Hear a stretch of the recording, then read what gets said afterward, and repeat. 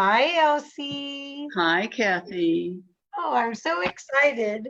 This is going to be great. This is going to be great. I'm So, excited too. Thank you.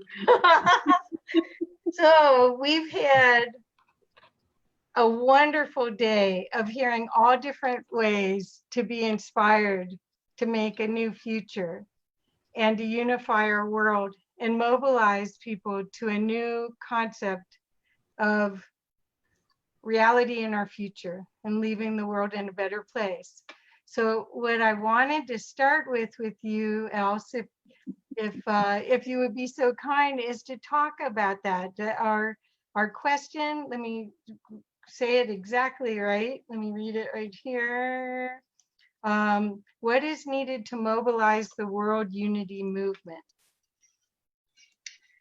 Well, what I'd like to share today is the idea of creative unity.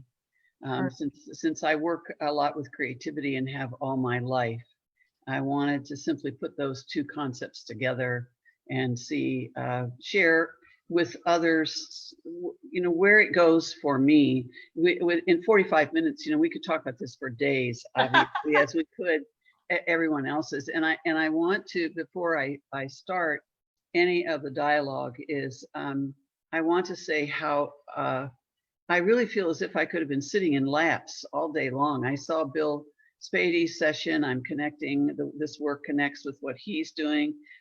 Jean Houston is one of my longtime heroines, really. I've had only an opportunity to work with her directly for a weekend, but I quote her in my book and find her work to be incredibly, incredibly important. And watching Sharon's work with dance, whatever it is that's been shared by the others during this day, this is what I'm going to offer are some pretty basic ideas that can be a bridge to either working in a very practical way with unity, and I think we need that to be able to move forward and to create unity in the world, but also that it moves into even Sharon's working with Qigong. I mean, I've been studying Tai Chi for many years, and I get that too. The life force, all of that fits with everything that we're going to talk about. But I think the idea of creative unity is important, to be able to think differently as we go forward with, you're smiling, so I'm assuming that sounds good, to be able to think differently about how we move forward. People don't realize Elsie Ritizenhein is a diamond, and she's been hiding in a bag in someone's jewelry case, but she's coming out now. She wrote a book that's just absolutely fabulous about creativity. And when I was lucky enough to work with her on it, and when I saw it, she said, how do you feel about this? Is this viable? And it was like, are you kidding? This is one of the most important aspects. We have not been taught in any way to know how to do creative problem solving. We have not been taught in our education system, in our family structures. We have not been taught these basic tools that Elsie can just explain, like, oh yes, of course everyone knows that. But it's sort of like Jean Houston, right? I mean, it from your perspective, it's like, why wouldn't you use that, right? But so that's why I was so excited that she agreed to be a presenter for this time, because it feels as though we're emerging into a possibility space, which she'll be talking about like never before. People had time during this shutdown to analyze their lives. They had a fear of an invisible enemy, and they had a chance to think about their life in a different way and decide, maybe I don't like this, or maybe I do like this and I want more. But they haven't been shown until Elsie, until I honestly, I think it's that important. That's why if I push at you a little bit, that I hope you'll No, that's okay. forgive me. Appreciate that. I appreciate that. But we all need a little poke every now. Well, but I'm so passionate about this because the perspective that you have is a conscious perspective to give people choice, where they feel victimized and they feel that they have no choice, right? Mm-hmm. Yes. So tell us how you got to this. So give us a little feeling of your journey, because you have so many different programs that you followed, or books. You've written another book, co-authored another book. Could you explain a little bit about that to set the ground? In 2008, we published a book I published with my friend Carl Klimek, who is an educator whom I met along the way when I was working here in Michigan, and with Kathy Sullivan, who is the astronaut who was the first woman who walked in space. Kathy has just recently done a deep dive experience. She's been the first woman to go, as I don't know as much about it as some people do, but as you know, to talk about it specifically. But she's done a dive for the first time.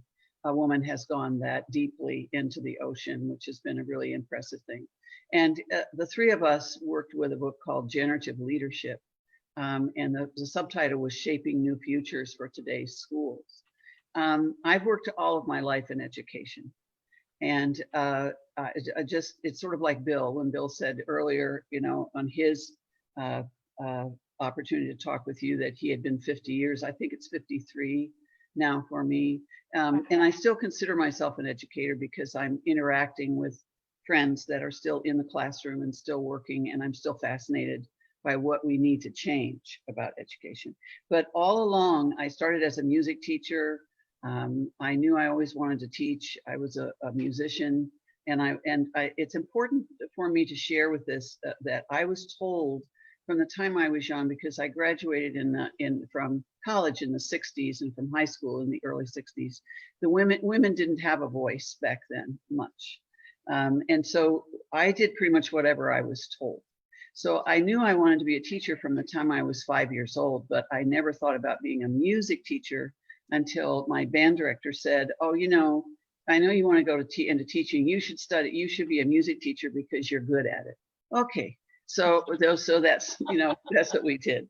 And then I remember being a rebel. I worked a lot with women's leadership when I was in college. There's a story about that as well.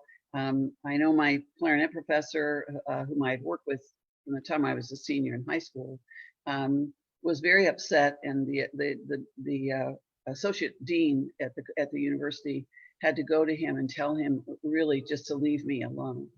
Oh. And because he was struggling with the fact that I was going in a direction different from what the typical music student would go. And he was worried that he wouldn't have control, I think is basically what it was. And I remember Miss Sprinkle was her name, and she said, just leave her alone. We need the work that she's doing, and she'll be just fine. And so that was sort of the beginning of learning that I did have a voice. And then I used that voice within the system. And that's important for me as well as others to know. Always within the system for the most part, making changes, working creatively. I took a master's degree in teaching of reading, and then all of the time I worked with that, I was integrating the arts into general education. Back then we had grant opportunities, so that's when I wrote a federal grant for integrating the arts, and that's where I connect a lot with Sharon, because we brought dancers into the school because we didn't have dance teachers then. So I got to know, I went to Duke University and with, you know, to meet with dancers, and we worked with, I just kept spreading what I was doing with creativity, and until ultimately it was such a large variety of roles within education that I say I've served on a board of education. I've written lots of grants. I've worked with into arts integration. I've worked at different levels, at the local education level. I've done adjunct professor work. I've done the county education. I've directed and really fashioned a school for math and science, where we actually integrated the arts as well as a way of saying this life force and this perspective about working artistically needs to be where it needs to be. And we did that when we were there. And as Jean and others have mentioned, you know, that leader holds the space. And Bill mentioned that earlier. I'd say it a little bit differently, but the leader holds the space. And so I was able to do that in a variety of different roles, but always with creativity. And if I couldn't do what I wanted to do, and I would find something else, another job. But I stayed within the system all that time. But I simply would move from one thing to the other so that I could create something that I felt was important. And that's how I learned to use my voice, I think. Wonderful. Okay, so you learned to use your voice, and then you kept being the hub of groups of people that wanted to co-create with you. Yes. And you still are. You still mentor quite a few people that are inspired by your worldview. Mm-hmm. So do you want to talk about some of the programs, that your mindfulness programs, or Parker Palmer, or any of that? Do you want to bring any of that?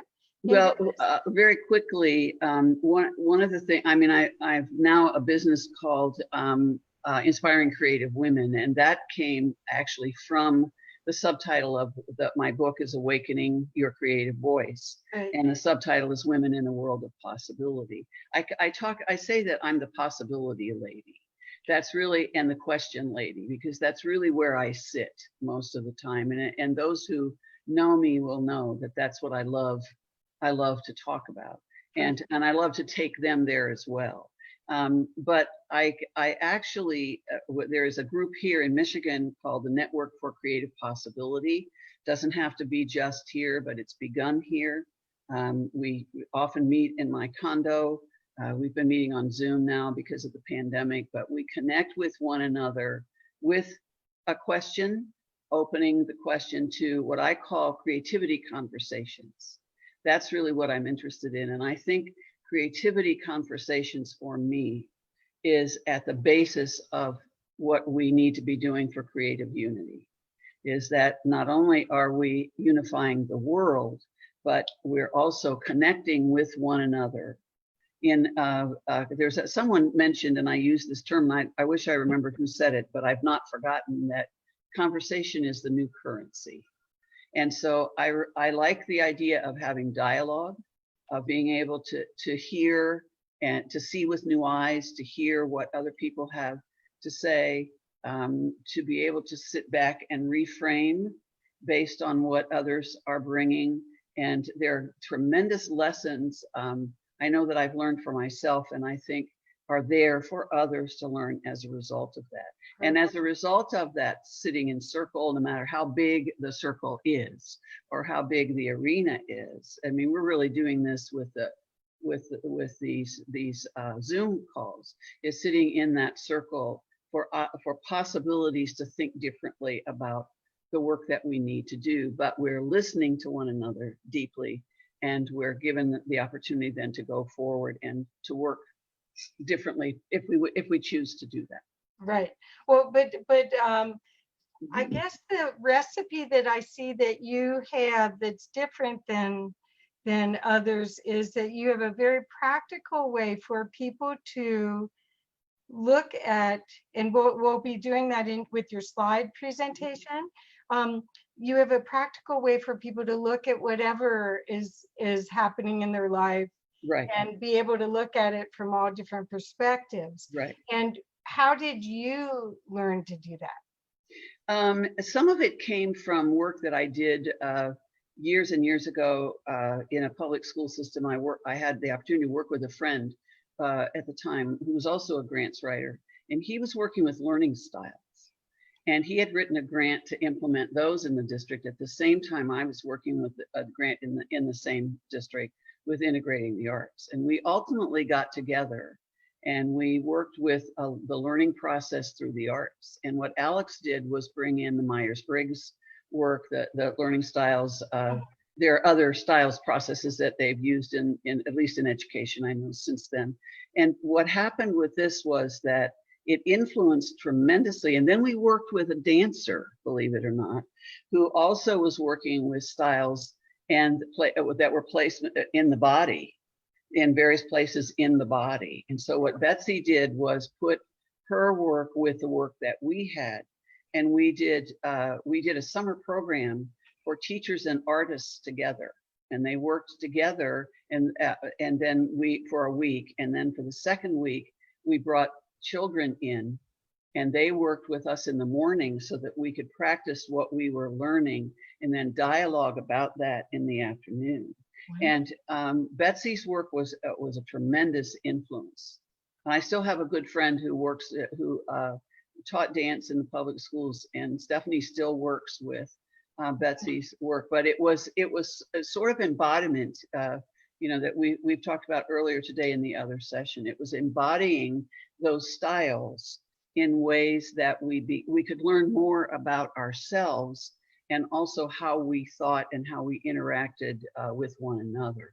And so what I did then when it came to creating the merry-go-round, which you'll see on the model, it's those 4 seats on the merry-go-round came directly from that, because there's such a natural process for me that it seemed like a wise thing to share them, with everybody. They seemed right. It just seemed. Yes. Oh, well, no, I love the way that you work, and I think it's the missing component to our next steps for our evolution as a species. Personally, that's why right away I keep saying, Elsie, we got to get this.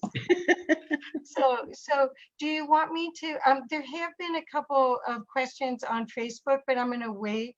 Okay. Someone's texting them to me on my phone. Okay. So, but I'm going to wait for that. But should I go ahead and share this screen? I think you could go ahead and do that, and I'll go through these fairly quickly because I can tell stories till the cows come home. I love it. But we can go through these mostly, and I'm going to invite those who are watching not to take this so much as a lecture, but as an invitation to consider, what it is that I'm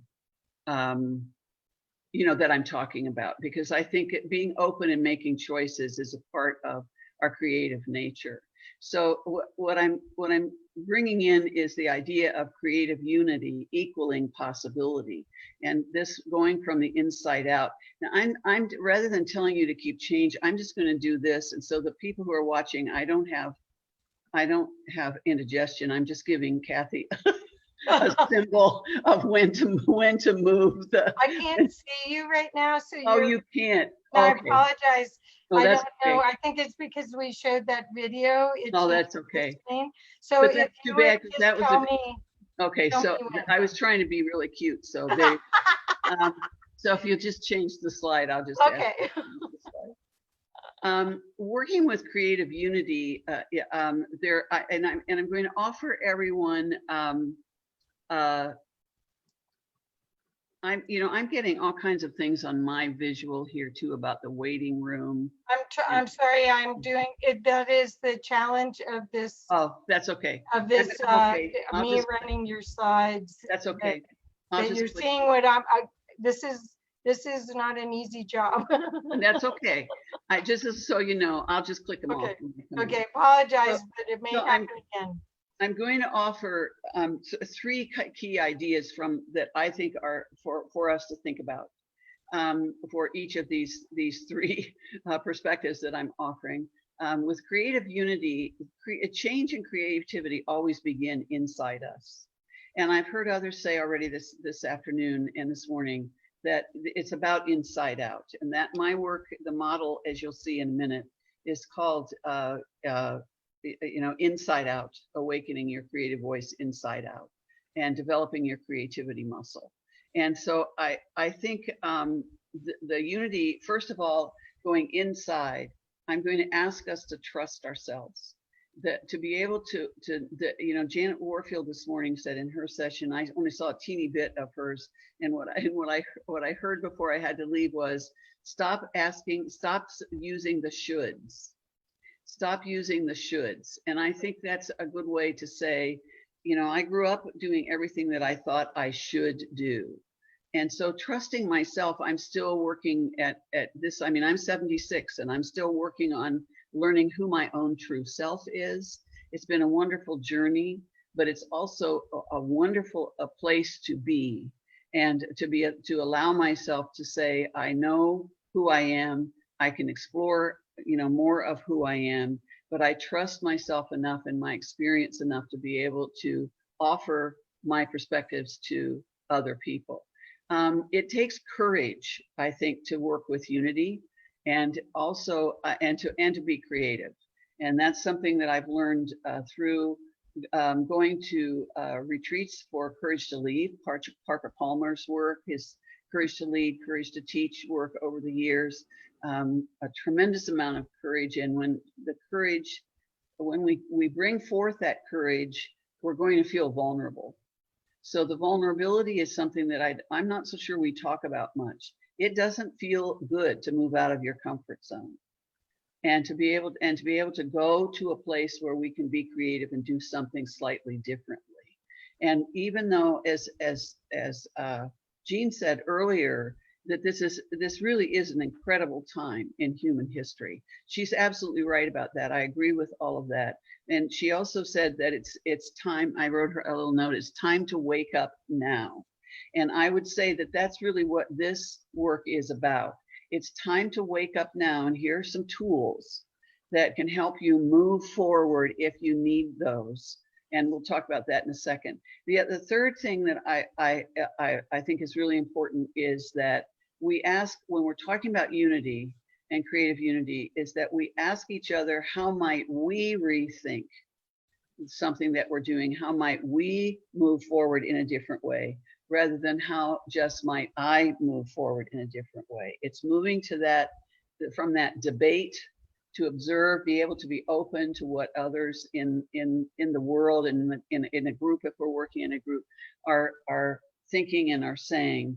And how might we move forward with this, rather than simply, this is what I know and this is what I want to do, and if you don't like it, we'll have a debate.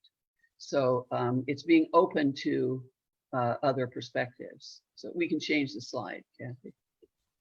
So this is the model that I have in the book, and I don't need to stay here forever, but it's just a visual for those of you who are not familiar with it. It's an opportunity. I think of it, building your creativity muscle is, I said developing earlier. I don't remember what I wrote. Building your creativity muscle. I think of that as the, you know, the whole perspective of use it or lose it. We either use our creative essence, or we tend to lose it. And as an educator, I've seen that happen time and time and time again. The child who comes in on the play seat, on the merry-go-round that's here, the circle with the 4 seats on it, the merry-go-round is really important, because that's where the styles are. If we're in a play seat, we tend to focus on collaboration. We'll observe a lot. I use the word putz in the play seat, because we can putz with things. We can try new things. If we really watch our children, that's what they do before they're taught that they're not allowed to do that anymore. And they'll problem solve in ways that are very natural and very open. And quite frankly, it's an opportunity for us to go there again and not be afraid to try things. And if we fail, that we go back and we begin again. The technique and plan seats are the ones that we're raised with primarily at least in the schools. And I also say it's pretty hard. If I were a creative as a musician, for example, I can't play the clarinet unless I have a technique. I need to know where my fingers are supposed to go. I need to know how to hold the horn in my mouth. I need to know how to use diaphragmatic breathing. I need to know all of those techniques. And if I'm going to design something, you know, as a leader or as a in any way, whether I'm a visual artist or I'm a composer or I'm a leader in a business or in education.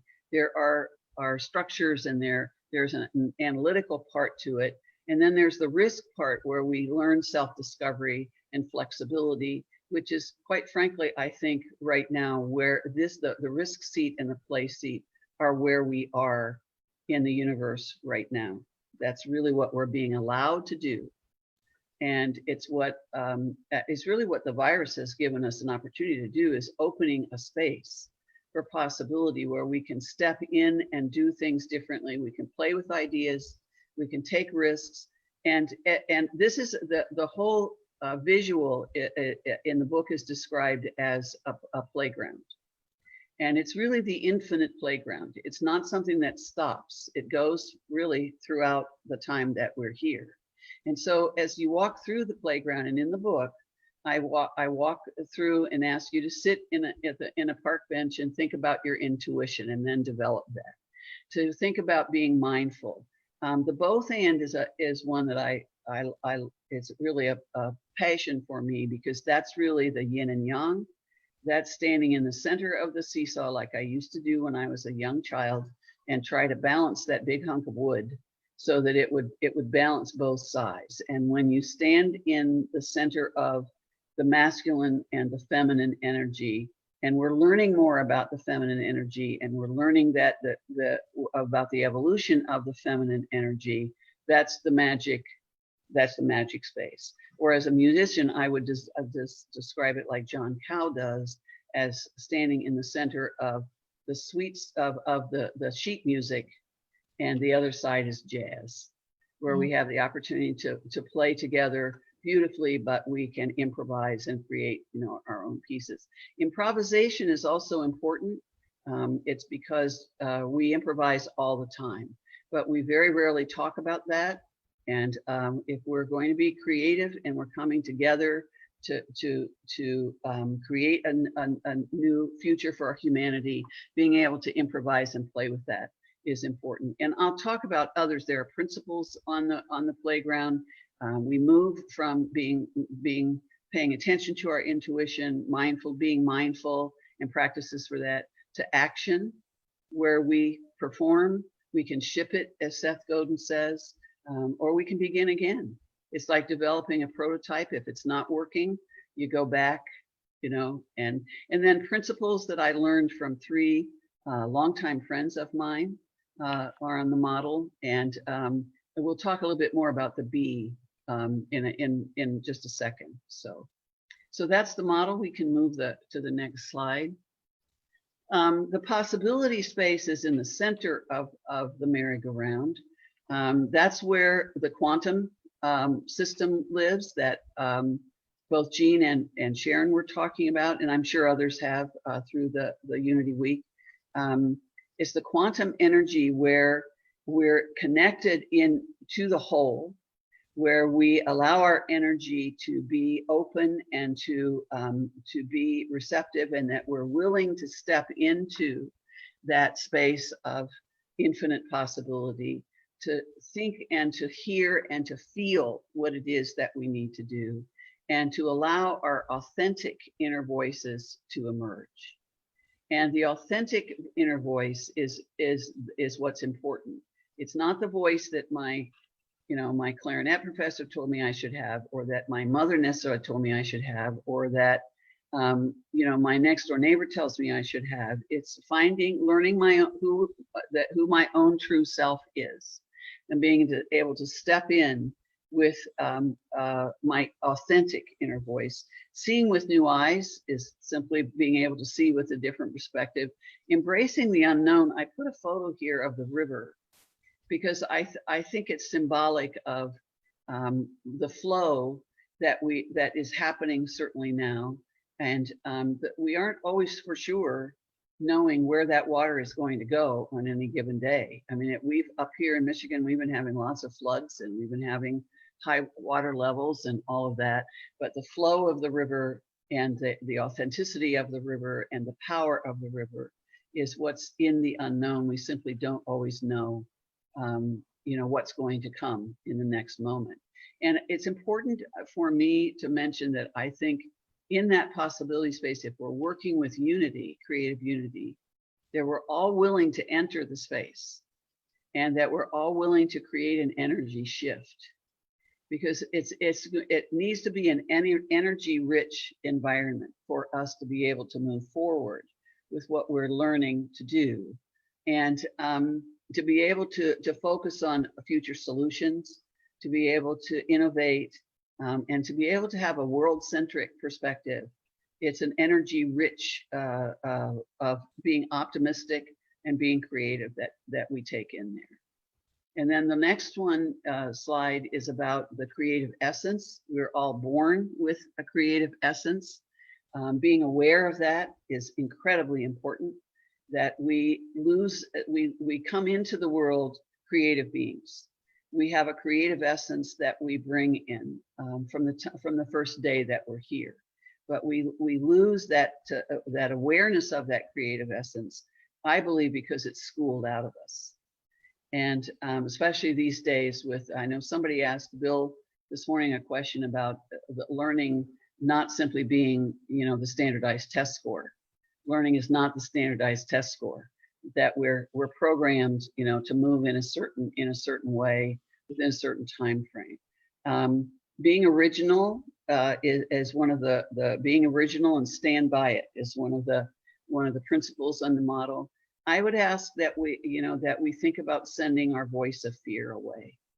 We all have voices of judgment, we have voices of cynicism, and we have voices of fear. And if we can step up, and I'll tell you, it's not an easy thing to do. That's a courageous act.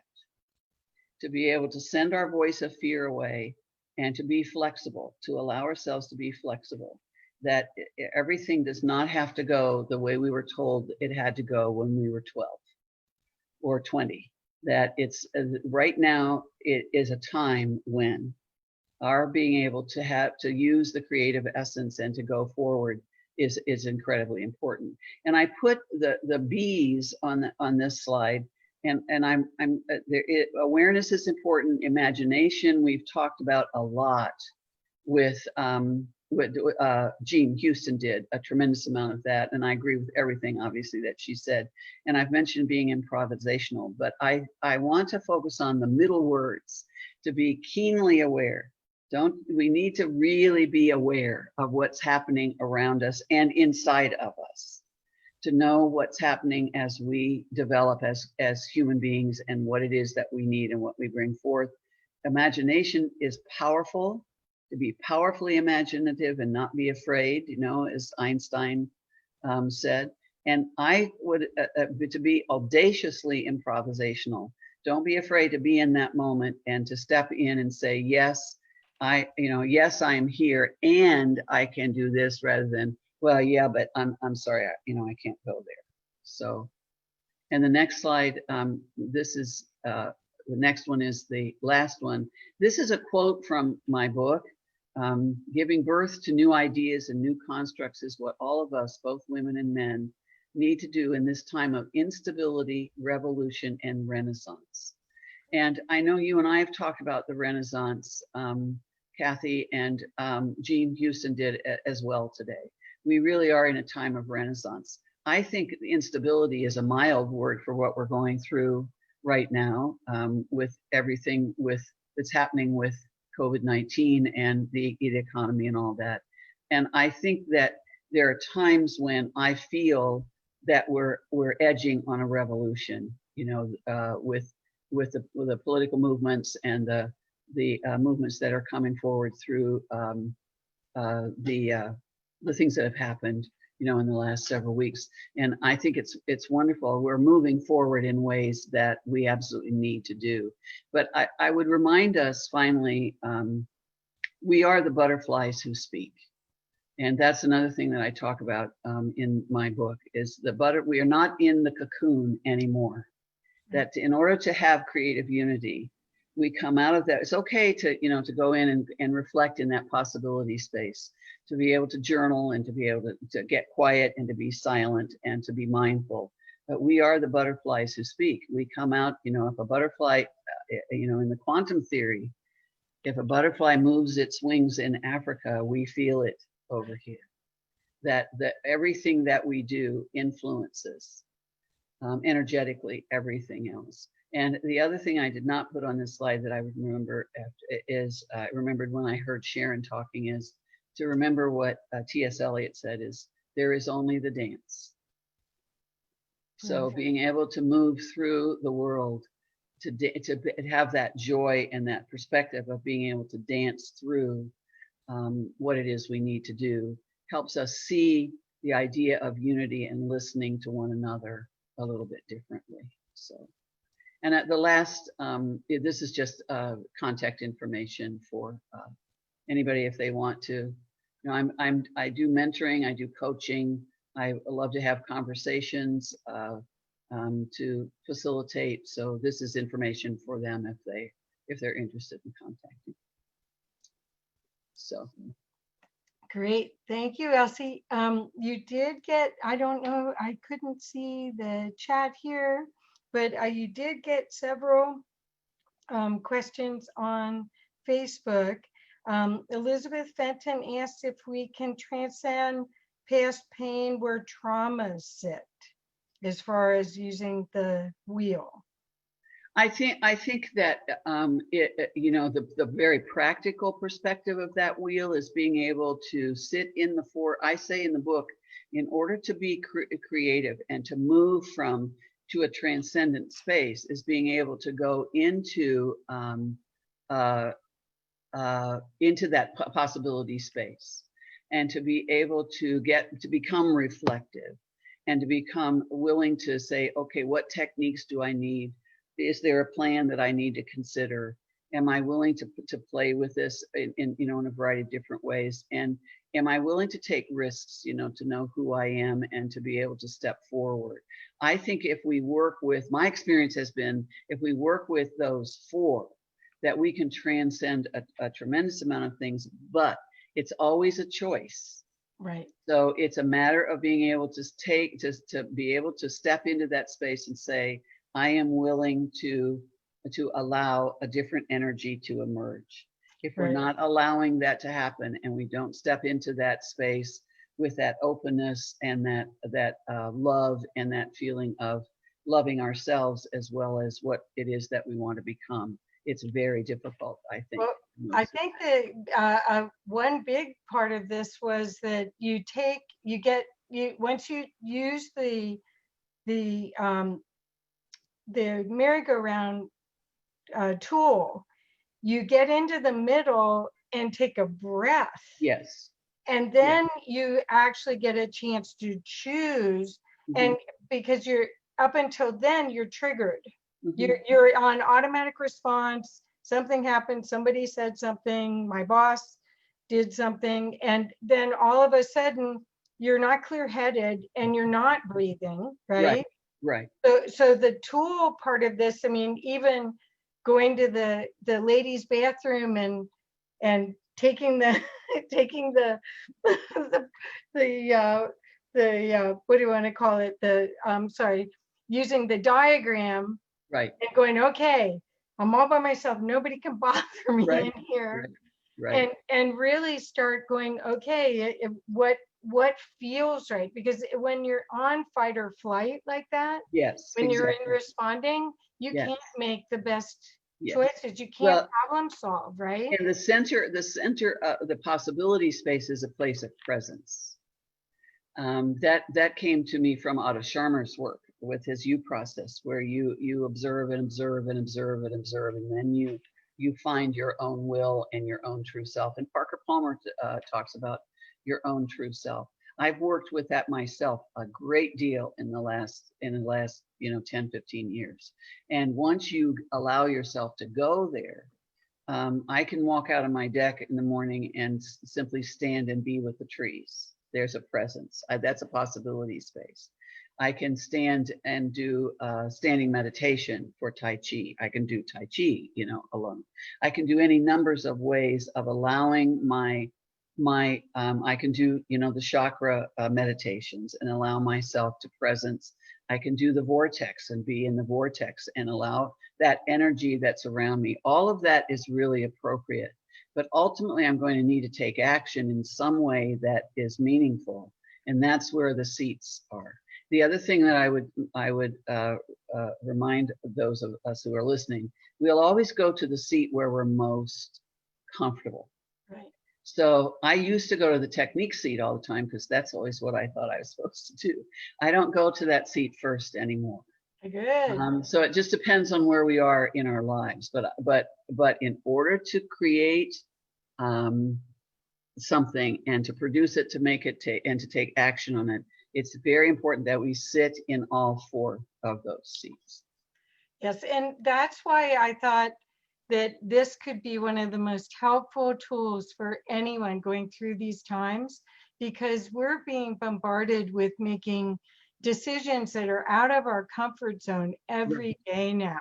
Right. Whether you bring your mask, you don't bring your mask. Oh no, can I get close? Can I not get close? Should I go here or should I not even go out? I mean, we're just being bombarded with things that we just took our liberties and our life situation for granted. And now we have to actually consciously choose different things. And in some cases, like we said, there has been financial hardship and people have to make tough decisions, right? And the thing that I think is important about this, at least for me, is that we're not in the same place that we ever, and I keep preaching this as my friends here will tell you, we're not ever going to go back to what we had before. Right. The universe is shifting. The energy is shifting. It's a renaissance that we're agreeing. It's important that we allow ourselves to be who we need to be now. And so to assume that we are going to just be able to plop back into what we did before and to be that, go back to that life, it's simply not, I don't believe it's going to happen. It's already changed so immeasurably that having unifying with one another, coming together, hearing each other, sharing energy with one another, being able to see different perspectives, but also to be creative and allow that essence to come through. That's really what this book is about. And it's just a matter of having tools that allow us to do that and to begin, to just begin. Yes, I think the other part that I'd love for you to talk about is that improvisation, although we don't have much time, but that was when you said, classical music versus jazz. I mean, we are in a time of jazz. Jazz, oh, big time. Big time, yes, yeah. Yes. And if you watch jazz musicians, I was never allowed to play jazz. They always told me I shouldn't do that. Don't ever play jazz, is what they told me. But I was a huge Dave Brubeck fan. I don't need to go into all this, but I remember loving that form. And last summer at the Arts Festival in Ohio, I watched a jazz group, and it was after I'd written this book, and I was sitting there thinking, that's it. That's because they're producing something that is of value, that is high quality, but they all play with the same time signature, and they all play in the same key. They're unified in a way of holding together, but each of them has a voice and a way to use that music that is absolutely important. And we've just Elsie? Yes. Noelle here on behalf of co-creators Convergence. I'm sorry we have to end this time together. It's been so informative. The comments have been so lovely. They are. And I did put in the comments that you are part of the Weaver team putting together the co-creators Convergence. And what is the theme? Portals of possibilities, embracing the unknown. Yes. So, if you want to go deeper with Elsie, that's one place to find her, and you're all welcome to join our Facebook page. Thank you very much. And thank you so much. Thank you very much. Thank you. Thank you, Elsie. I'm honored to be here.